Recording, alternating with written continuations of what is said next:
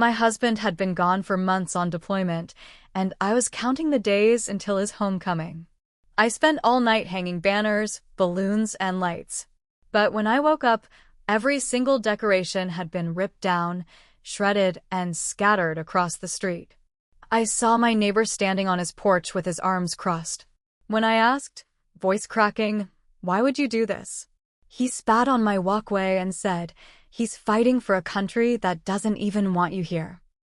My husband came home to an empty, silent street, no welcome, no party, just my tears. My name's Rachel. I'm 33. I live in Spring Lake, North Carolina, just outside Fayetteville. If you know the area, you know how much of the town is military families. My husband, Chris, is Army.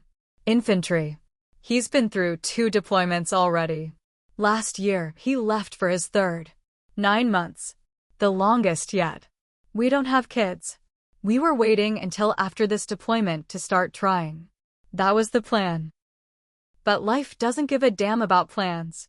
For those 9 months, I kept the house up alone. Paid bills. Took care of his truck. Dealt with the HOA. Don't even get me started. I also took a part-time job at the base daycare. Just to stay busy. Just to keep from losing my mind worrying about him every day. When Chris finally texted that he was officially coming home, I went all out. I bought supplies to decorate the entire front of the house. I'm talking balloons, streamers, signs, those cheesy yard letters that spell out "Welcome Home, Hero." I even got solar string lights to run along the porch. Some people might think it's over the top. But when you've spent almost a year wondering if you'll ever see the man you love again, nothing feels like too much. The night before he was due home, I stayed up late putting everything up. It looked beautiful. Our little house looked like it was glowing. The next morning, I woke up to sunlight hitting my face. I stretched, smiled, and rolled out of bed. I couldn't wait to see everything in the daylight. I pulled back the curtain, and my stomach dropped. Everything was gone. Not just taken down, destroyed. Torn banners, crushed balloons, shredded signs. Pieces of my decorations were scattered down the street like trash. For a second, I thought it was the wind. Or maybe some teenagers messing around. But then I saw him. Mark, my neighbor, standing on his porch with his arms crossed, like he was proud of himself. Now, Mark was always a piece of work. He moved in a year before. Early 50s. Divorced. Always complaining about all these army people taking over the neighborhood. He once told me our street used to be a real community before the soldiers and their mixed families moved in. Yeah, that kind of guy. I felt my throat tighten. My feet moved on their own. I walked across the yard, over to his driveway. "Mark, why would you do this?" My voice cracked. He looked me dead in the eyes, spat on the walkway, and said, "He's fighting for a country that doesn't even want you here." I froze. The words hit me like a slap. I'm half Puerto Rican. My skin's a little darker than Chris's. We've heard comments before. Subtle ones. But this wasn't subtle. This was hate. Pure and simple. I didn't know what to say. I just turned and walked back to my yard. I spent the next 2 hours picking up the wreckage. When Chris's taxi finally pulled up that afternoon, I tried to smile. I tried to hold it together. He stepped out in uniform, looking exhausted but happy, ready for a warm welcome. Instead, he saw me kneeling in the grass, tears running down my face, holding what was left of the "Welcome Home" sign. He dropped his bags immediately, came to my side, wrapped me in his arms. Didn't say a word. Our street, usually loud with kids playing, was dead silent. No welcome. No neighbors. No joy. Just my tears. That night, Chris said what soldiers always say. "It's not worth it. We've got bigger things to worry about." But I could see the anger burning behind his eyes. His fists clenched every time he looked at Mark's house. I didn't sleep much that night. I kept replaying Mark's words in my head. And by sunrise, I knew what I was going to do. If Mark wanted to declare war on me, I'd fight back. And I'd do it smart. First, I went to the HOA. I knew Mark had built a huge metal shed in his backyard without permission. He thought no one cared. But now someone did. I filed a formal complaint. Provided pictures. The HOA fined him $1,200. Mark tried to appeal. Lost. Step 1. Complete. Next, I started documenting everything. Every time he parked his truck too close to my driveway. Every time he left garbage overflowing onto my yard. Every time he muttered slurs when I walked by. I logged it all. Pictures. Videos. Dates. Times. I even bought a cheap outdoor camera for the front of the house. Just in case. Then, I contacted family support services on base. Told them everything. A young lawyer named Brent agreed to help us. Pro bono. Military families look out for each other. Brent said it'd be hard to sue Mark outright for the destruction, no clear proof. But harassment? Patterned behavior? That was different. We started building a case. Quietly. Carefully. While I worked on the legal side, I noticed something strange. Mark had visitors. All hours of the night. Young guys. Beaters with out-of-state plates. Didn't take a genius to figure something shady was going on. So I did something bold. I watched. And I filmed. One night, around 1 a.m., I recorded a deal happening in Mark's driveway. Small bags. Money exchanged. I didn't confront him. I wasn't stupid. I made an anonymous report to the police. 2 weeks later, they raided his house. Found drugs. A lot of them. Enough to charge him with intent to distribute. Mark was arrested on the spot. His face on every local news station. Step 4. Victory. While Mark was sitting in jail, I made my next move. I asked the HOA if I could throw a community welcome home celebration for Chris in the park. Public invite. I made it clear it wasn't just about Chris. It was for all the military families on our street. The HOA agreed. I spread the word.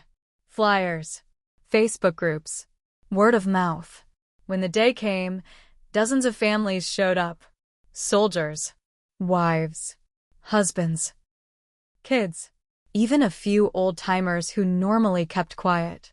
Chris wore his uniform.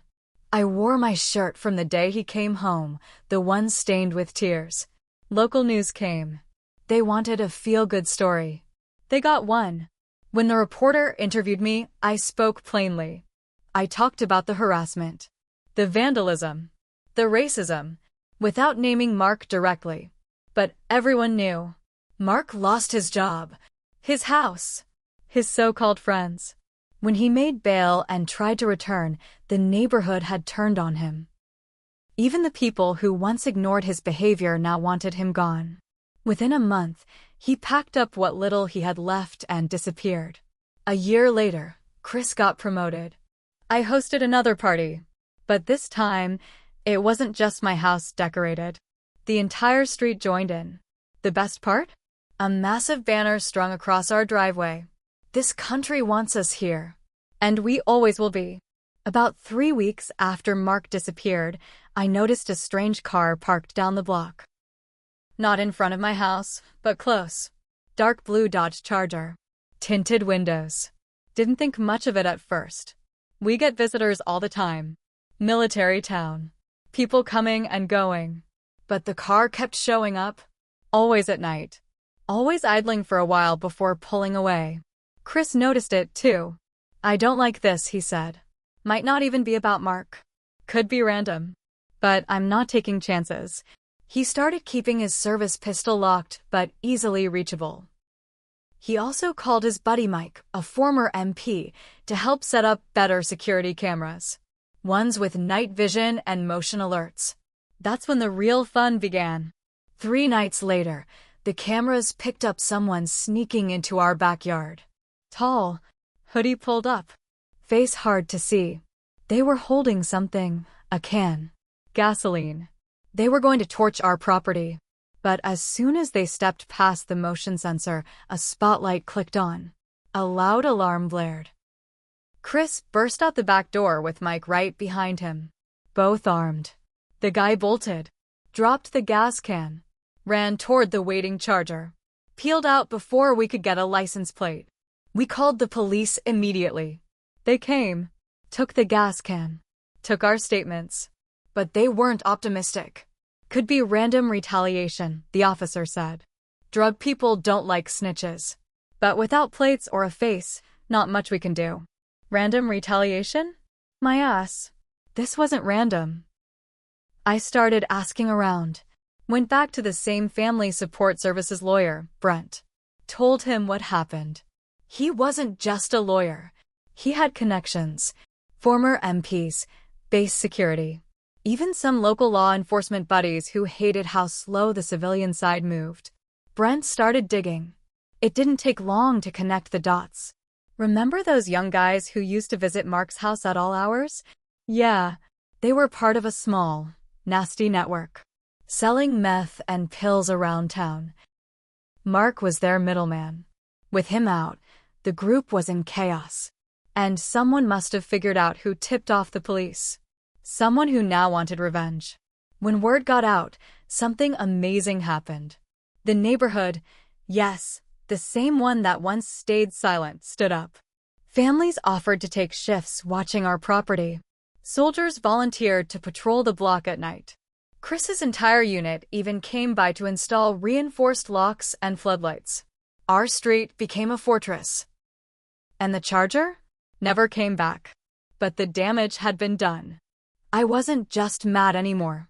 I wasn't just hurt. I was furious. Brent had a plan. We can't just play defense, he said. We hit back. Legally. But hard. He worked with base security and a federal liaison. Turns out, the drug group Mark worked with had larger ties, possible trafficking across state lines. Federal interest was piqued. We handed over everything. The original video footage. Photos of the men visiting Mark. The attempted arson footage.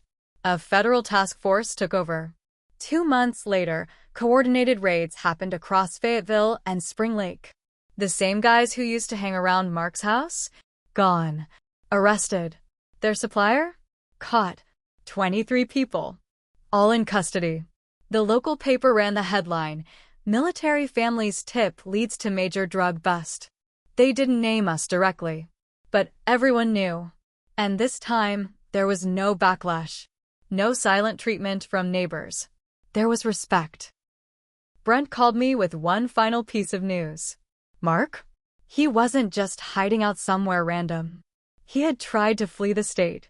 But he was arrested in Georgia during a traffic stop. Outstanding warrants. Violation of bail terms. He was going back to jail. And this time? No easy way out. It's been nearly a year since that first morning when I found my decorations torn apart.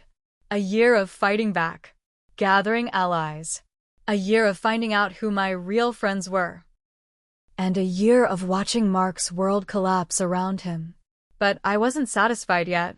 See, revenge isn't just about watching someone fall. It's about making sure they feel every inch of the drop. And Mark still hadn't felt enough. While the feds wrapped up the drug bust, something else came to light. Brent, the lawyer helping U.S., got a call from an investigator. They'd uncovered financial records. Turns out, Mark had been trying to sue for wrongful arrest from jail. His public defender filed the paperwork. Mark claimed the evidence against him was planted by racist military families trying to drive him out of the neighborhood. That's right. Even now, even from a jail cell, the man was still trying to paint me and Chris as the villains. The nerve. The cowardice. But here's where it got interesting. To support his claim, he'd gotten a sworn affidavit from none other than another neighbor. Sarah, the sweet-faced woman 2 doors down. The same Sarah who'd hugged me at the community park celebration. The same Sarah who brought over a casserole when Chris got home. She'd signed a statement saying she witnessed Rachel provoking Mark multiple times and believed Rachel had ties to local gangs. It was pure fiction. And worse? She'd accepted $5,000 in cash from one of Mark's old associates to sign it. She was working both sides. I didn't go to her house. I didn't scream. I didn't threaten. I called Brent. He contacted the authorities handling Mark's case. They opened an investigation into Sarah for perjury and obstruction. But I also handled it my way. I printed copies of the affidavit and quietly slipped them into every mailbox on the street, along with a copy of the deposit slip showing Sarah's bank account receiving $5,000 cash. By sunset, her house had a "for sale by owner" sign hammered into the yard. She moved out within a month. No one spoke to her. Not even her so-called friends. Remember the HOA? The same group that once dragged their feet when I complained about Mark's shed? Now, they were eager to stay in my good graces. Public pressure had shifted. They needed to show they supported military families. So I pitched an idea. "Let's rename the park where we held Chris's welcome home party," I said. "Let's name it for a military hero." The board voted. Unanimous. Mark's old street now bordered the newly named Sergeant Williams Memorial Park. Chris's name. My husband's name, etched onto a commemorative plaque at the entrance. Once Sarah's affidavit was exposed as fraudulent, Mark's wrongful arrest claim collapsed. In fact, the prosecutor added charges against him for conspiracy and attempting to obstruct justice from jail. Brent got confirmation from the DA's office. Mark was looking at 15 years minimum. No parole for at least 12.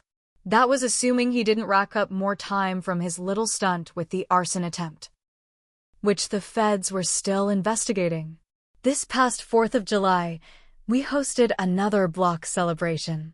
But this time, it wasn't just a welcome home or a quiet barbecue. It was a full-on parade. Military vehicles. ROTC kids marching. The mayor even showed up, gave a speech about community resilience and standing against hate. Chris and I rode in a Jeep at the front. I wore a dress the color of the American flag. And across my driveway hung one more new banner. "This country wants us here." Always. Brent told me Mark's sentencing hearing was coming up. Victim statements would be read.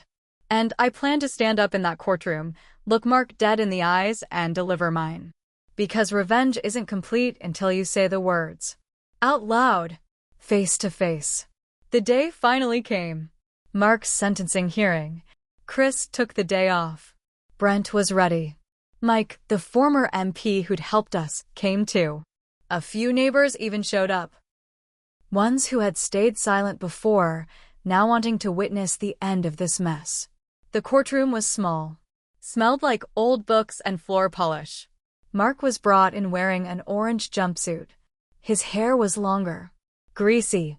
He didn't look smug anymore. He looked beaten. But when he saw me, he tried. Tried to glare. Tried to scare me. It didn't work. The prosecutor read the list of charges. Drug trafficking. Intent to distribute. Conspiracy. Attempted arson. Obstruction. Perjury connections. It sounded endless. Each charge felt like another weight added to his future behind bars. Then it was time for victim statements. Chris went first. He stood tall. Spoke simply. "You didn't just attack my wife. You attacked every military family in that neighborhood. You wanted to divide us. You failed." Then it was my turn. I walked to the stand. My hands weren't shaking. My voice didn't crack. "Mark," I said, "the day my husband came home from serving this country, you tried to break me.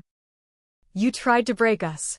You tore down the banners, the balloons, the signs. But you didn't just destroy decorations. You tried to destroy hope. You wanted me to feel unwelcome, to feel afraid. But I wasn't afraid then. And I'm sure as hell not afraid now. You spat on my walkway and said this country didn't want me here. Well, now the whole country knows who you are. And they've decided exactly where you belong." I looked him dead in the eye. "And by the way, the street you used to live on? It now honors my husband. His name's on a plaque. Yours? On a rap sheet." Mark didn't respond. He couldn't. He just stared at the table. Defeated.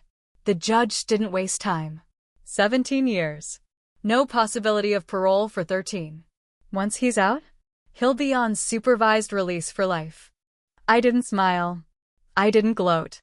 I just held Chris's hand and let the weight of it settle. It was over. A year has passed since that day. Our street? Quiet. Friendly. Stronger than ever. New families moved into Mark's old house. Military like us. We welcomed them with banners, balloons, smiles.